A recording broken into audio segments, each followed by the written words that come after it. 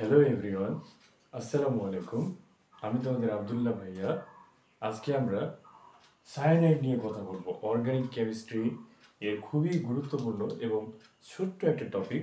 তুমি 6 থেকে 7 মিনিট ব্যয় করলেই ইনশাল্লাহ অনেক উপকৃত হবে। Cyanide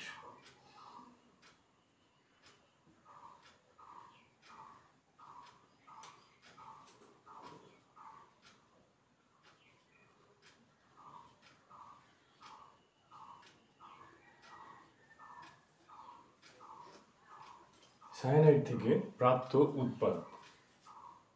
CQ very very important, MCQ very very important. সায়ানাইড থেকে প্রাপ্ত উৎপাদ। আচ্ছা, ফার্স্ট অফ অল তুমি যদি অ্যালকাইল হ্যালাইডের সাথে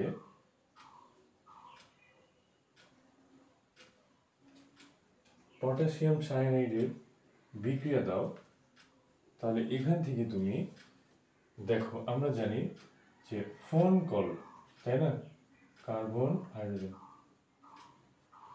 তড়িৎ ঋণাত্মকতার ক্রম অনুসারে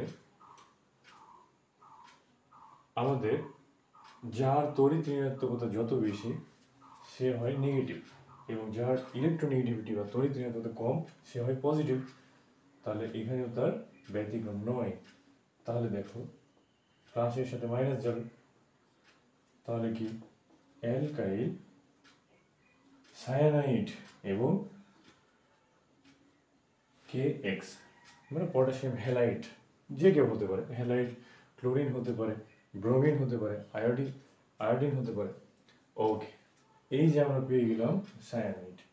এখন আমরা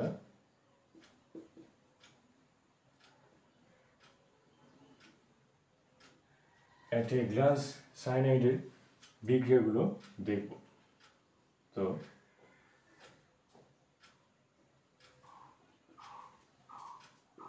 সায়ানাইডের কি কি বিক্রিয়া?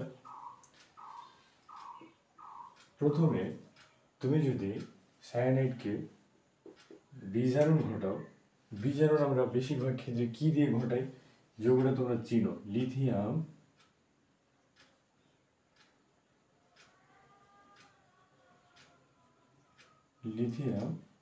টেট্রাহাইড্রিডো অ্যালুমিনেট দ্বারা তুমি যদি বিজারণ ঘটাও। আচ্ছা, আমরা জানি জারণ মানে অক্সিজেন ইন এবং বিজারণ মানে হাইড্রোজেন ইন। দ্যাটস ওয়াই বিজারণ মানে হাইড্রোজেনের, তাই না, চিহ্ন। বিজারণ যদি ঘটাও কি পাবা? তিনটাকে আলাদা করে দিবা, RCN, তিনটাকে আলাদাভাবে লিখবো, RCN, এবং অবশিষ্ট হাত হাইড্রোজেন দ্বারা পূর্ণ করবো। তাহলে নাইট্রোজেনের জন্য 2টা হাইড্রোজেন, কার্বনের জন্য 2টা হাইড্রোজেন। এই হলো আমাদের উৎপাদ। এবার আমরা যদি এখানে আমরা বিজারণ করলাম, এবার যদি আমরা জারণ করি, জারণ মানে অক্সিজেন ইন, পার অক্সাইড দ্বারা তুমি যদি জারণ করো, জৈব পার অক্সাইড, তাহলে তুমি কি পাবে? RC+O NH2। এটা কি? অ্যাসিড অ্যামাইড, অ্যাসিডের সন্তান, অ্যাসিডের জাতক, অ্যাসিড অ্যামাইড।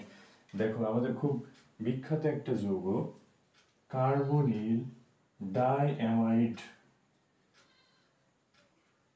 যেহেতু 2টা অ্যামিন মূলক আছে তাই এটার নাম কার্বনিল ডাইঅ্যামাইড, মানে ইউরিয়া।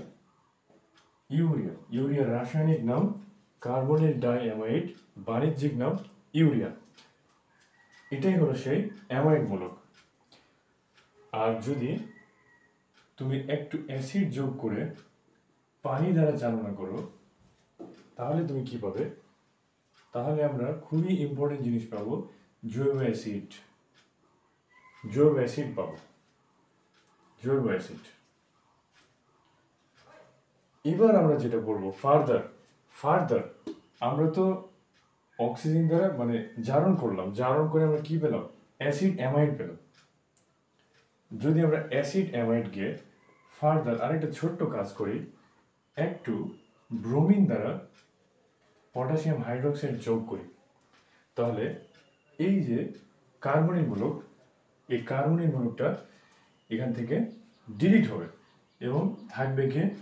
পড়ে থাকবে RNH2 এবং কে ও এইচ এর সাথে যে সি ডবল বন্ড ও এটা তৈরি করবে পটাশিয়াম কার্বনেট। এবং খেয়াল করে দেখো এই RnH2 এটাই কিন্তু অ্যামিন, অ্যামিন বা প্রাইমারি অ্যামিন, প্রাইমারি অ্যামিন। একটা জিনিস আমরা খেয়াল করি, এখানে আমাদের আর মানে অ্যালকাইল মূলক,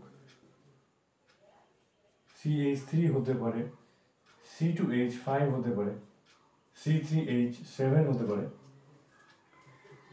তাহলে আর মানে অ্যালকাইল মূলক, তাহলে এই যৌগটায় অ্যাসিড অ্যামাইড এই ক্ষেত্রে অবশ্যই কার্বন সংখ্যা একের বেশি, কার্বন সংখ্যা একের বেশি। বাট এখানে কার্বন সংখ্যা এখানে যা তার চেয়ে কিন্তু কম, এর চেয়ে এখানে কার্বন সংখ্যা অবশ্যই কম। তাহলে এখানে ডিগ্রেডেশন হলো, তাই না? এই ব্যাপারটার নাম Hoffmann degradation reaction, Hoffmann degradation reaction. কারণ এখানে ডিগ্রেড হলো, এই যে কার্বনের মূলকটা এটা এখান থেকে ডিগ্রেডেড হলো এবং কার্বন সংখ্যা কমলো। তার মানে হফম্যান ডিগ্রেডেশন রিঅ্যাকশন বা হফম্যান ক্ষুদ্রাংশকরণ বিক্রিয়া, হফম্যান ক্ষুদ্রাংশকরণ ক্ষুদ্রাংশকরণ ক্ষুদ্রাংশকরণ বিক্রিয়া। আমাদের প্রায় প্রশ্ন আসে যে হফম্যান ক্ষুদ্রাংশকরণ বিক্রিয়ার মাধ্যমে কোনটি উৎপন্ন হয়? Primary amine. এই নামীয় বিক্রিয়াগুলো কিন্তু ভেরি ভেরি ইম্পর্টেন্ট। হফম্যান ক্ষুদ্রাংশকরণ ভেরি ভেরি ইম্পর্টেন্ট। এই ছিল আজকের ভিডিও, দেখা হবে পরবর্তী ভিডিওতে। আসসালামু আলাইকুম।